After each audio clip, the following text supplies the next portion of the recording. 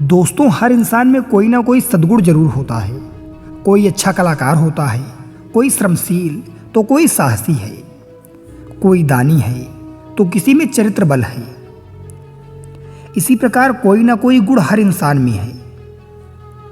इन गुणों को हमें हमारी पारखी नजरों से जरूर परखना चाहिए।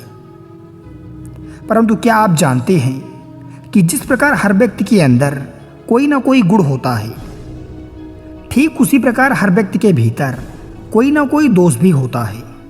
और इसी दोष के कारण व्यक्ति के भीतर छिपा हुआ सद्गुण कभी बाहर नहीं आ पाता। ये दोष अलग अलग प्रकार के हो सकते हैं, जो मनुष्य के भीतर रहते हुए धीरे धीरे उसके सद्गुणों का नाश करते हैं। प्रारंभ में तो उस व्यक्ति को भी आनंद की अनुभूति होती है, परंतु इसके दूरगामी परिणाम बहुत भयावह होते हैं। आगे चलकर भविष्य में जब व्यक्ति इस बात का आकलन करने बैठता है कि हमने क्या खोया और क्या पाया, तब उसे पता चलता है कि वह जाना कहाँ चाहता था और पहुंचा कहाँ। आज मैं आपको इसी गंभीर विषय पर एक ऐसी कहानी सुनाने जा रहा हूं, जिसे सुनने के बाद आप अपने भीतर छुपे गुणों और दोषों को पहचान पाएंगे। और वीडियो के अंत में इन दोषों को दूर करने के उपाय पर भी हम चर्चा करेंगे। तो धैर्य के साथ वीडियो को अंत तक जरूर देखिए। एक बार की बात है, जापान में पहाड़ियों के बीच बसे एक गांव में हिरोशी नाम का एक आदमी रहता था, जो कि अपनी बुद्धिमत्ता, दयालुता और कड़ी मेहनत के लिए जाना जाता था। उसमें वह प्राकृतिक गुण विद्यमान था, जिससे लोग उसकी तरफ आकर्षित होते थे। पर एक बात की कमी हमेशा उसे खलती थी कि उसे वह सम्मान नहीं मिल रहा है जिसका वह हकदार है। और इसकी वजह थी उसकी 6 आदतों का एक समूह, जो उसके विकास में बाधा डाल रहे थे और उसे उसकी क्षमता तक पहुंचने से रोक रहे थे। एक दिन वह एक पहाड़ की चोटी पर गया, जहां पर जैन मास्टर एक साधारण से कुटिया में रहा करते थे। वह जैन मास्टर उस पहाड़ी क्षेत्र में अपनी बुद्धि और आत्मज्ञान के लिए प्रसिद्ध थे। जैन मास्टर ने जैसे ही हिरोशी को अपनी ओर आते देखा, उन्होंने एक लंबी मुस्कान के साथ उसका स्वागत किया और उसे बड़े प्रेम के साथ बैठने के लिए कहा।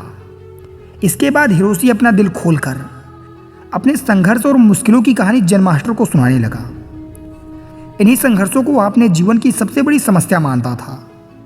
उसकी सारी समस्याओं का मुद्दा केवल एक था कि उसे सम्मानित महसूस नहीं होता था। जैन मास्टर उसकी सारी बातें सुनते जा रहे थे और बीच बीच में अपना सिर भी हिलाते जा रहे थे। जब हिरोशी ने अपनी बात खत्म कर ली और शांत हो गया, तो जैन मास्टर ने बहुत ही शांत और सुखद आवाज में कहा, प्रिय हिरोशी, सम्मान अर्जित किया जाता है। दूसरों का सम्मान पाने के लिए तुम्हें पहले खुद का सम्मान करना सीखना होगा। और ऐसा करने के लिए तुम्हें उन 6 आदतों को पीछे छोड़ना होगा, जो तुम्हें आगे बढ़ने से रोक रही हैं। हिरोशी ने उम्मीद भरी नजरों से जैन मास्टर की ओर देखा, क्योंकि वह जानने के लिए उत्सुक था कि वो आदतें कौन सी हैं और उनसे छुटकारा कैसे पा सकते हैं। जैन मास्टर ने आदतों को बताना शुरू किया। जैन मास्टर ने कहा, पहली आदत, जो तुम्हारे काम में सबसे बड़ी बाधा है और तुम्हें छोड़नी चाहिए, वो है काम को टालना। अपने काम में देरी करके तुम खुद को आगे बढ़ने और महानता हासिल करने के उचित अवसर से दूर हो जाते हो। काम को टालने का अर्थ है अपनी सफलता को टालना। याद रखो, यदि तुम उस काम को टाल रहे हो, तो कोई और उस काम को करके उस सफलता को छीन ले जाएगा और तुम्हारा सपना सिर्फ सपना ही बनकर रह जाएगा। इसीलिए अनुशासन अपनाओ और अपनी जिम्मेदारियों को पूरे मन से निभाओ। दूसरी आदत है लोगों को जज करने की आदत। हम बिना किसी को जाने, बिना अच्छे से परखे, उसके बारे में एक विशेष राय बना लेते हैं और अक्सर यह राय नकारात्मक ही होती है। राय बनाने का मतलब है फिर हम उस चीज़ या उस इंसान को वैसे नहीं देख पाएंगे जैसे वो असल में है, क्योंकि हमारी राय इसमें हमारी बाधा बन जाती है और हम उस इंसान, वस्तु या परिस्थिति के मूल स्वभाव को समझने में विफल रह जाते हैं। जेन मास्टर का कहना था, किसी को भी बिना अच्छे से जाने या किसी भी परिस्थिति को बिना समझे हमें उसके बारे में अपनी नकारात्मक या सकारात्मक राय नहीं बनानी चाहिए। तीसरी आदत जो जेन मास्टर ने बताई कि हर चीज़ के लिए दुखी होना बंद करो।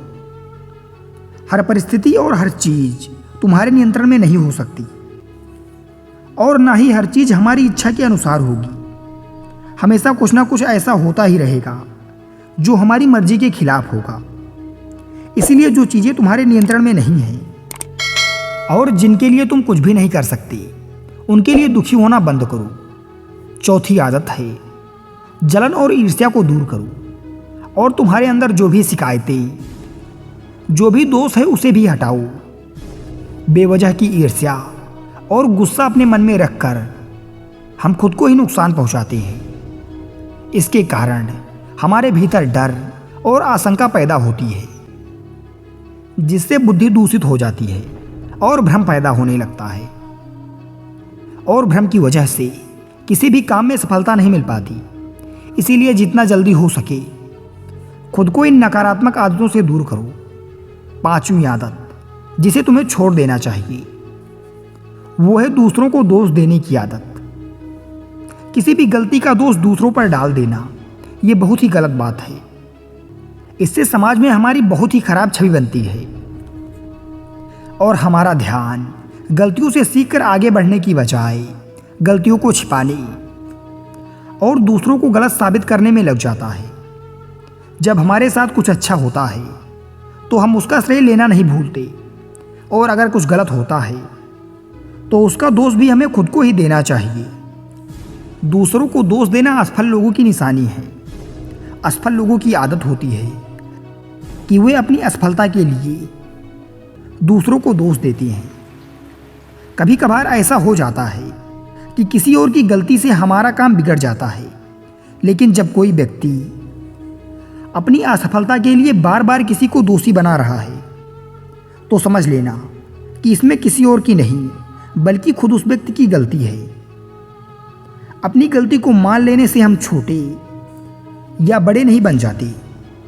इसीलिए अपनी असफलता पर दूसरों को दोषी बनाने से अच्छा है अपनी गलती को मानो और उससे सीखकर आगे बढ़ो। छठी और आखिरी गलती, दूसरों से अपनी तारीफ सुनने की आदत।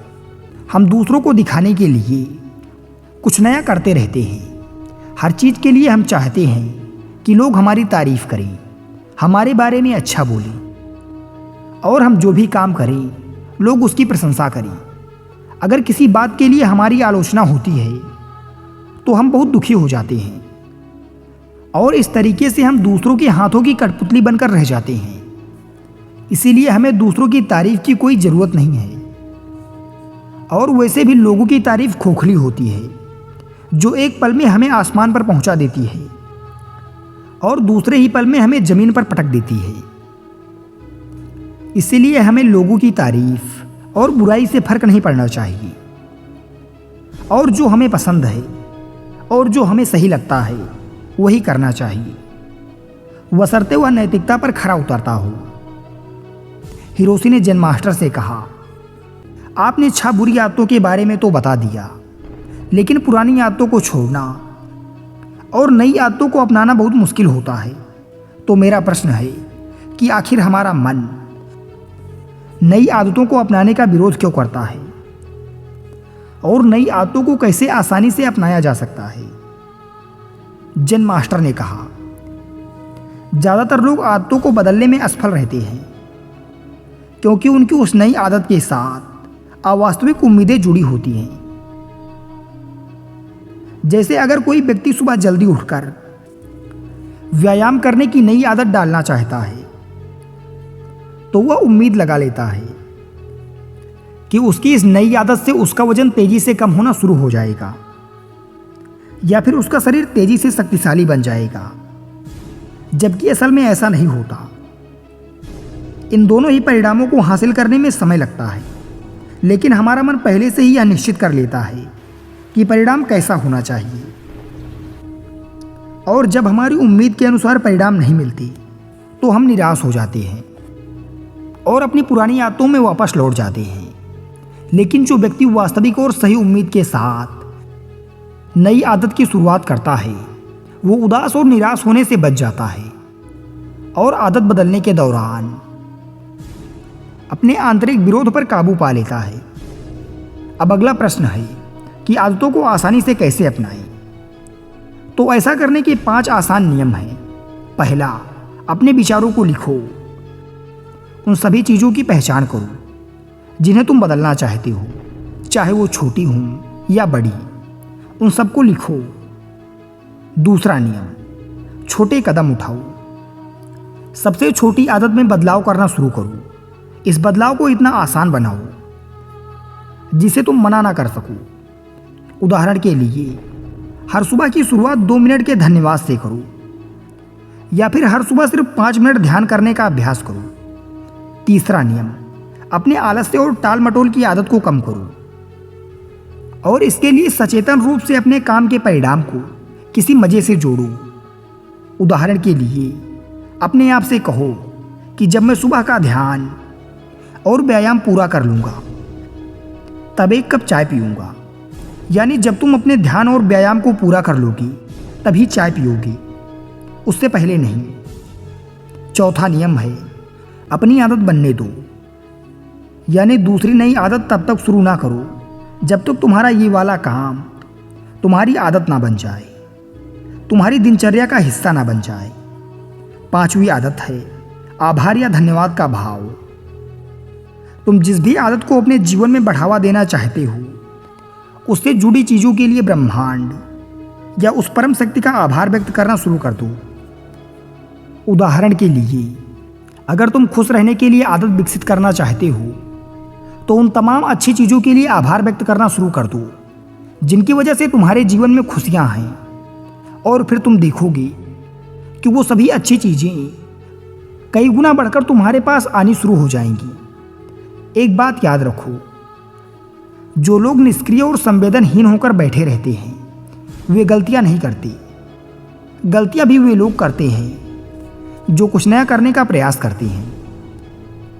गलतियां करना और उनसे सीखना मानव जीवन का हिस्सा है। इसीलिए गलतियां करने से डरो मत, लेकिन गलतियों को बार बार दोहराने से बचो, क्योंकि गलतियों को दोहराना यह मूर्खता की निशानी होती है। जैन मास्टर कहते हैं, ये थी वो सभी आदतें जो तुम्हारे जीवन को बदल कर रख सकती हैं, लेकिन इन सभी आदतों को एक साथ अपनाने की गलती मत करना। जब एक आदत तुम्हारी दिनचर्या का हिस्सा बन जाए तब दूसरी की तरफ कदम बढ़ाना। इतना कहने के बाद जैन मास्टर ने अपनी बात समाप्त की और हिरोशी ने भी जैन मास्टर को प्रणाम किया और घर जाकर जैन मास्टर की बताई बातों का पालन करने लगा। दोस्तों, उम्मीद है यह वीडियो आपको पसंद आया होगा, और अगर वास्तव में वीडियो आपको पसंद आया तो वीडियो को अपना प्यार जरूर दें। धन्यवाद।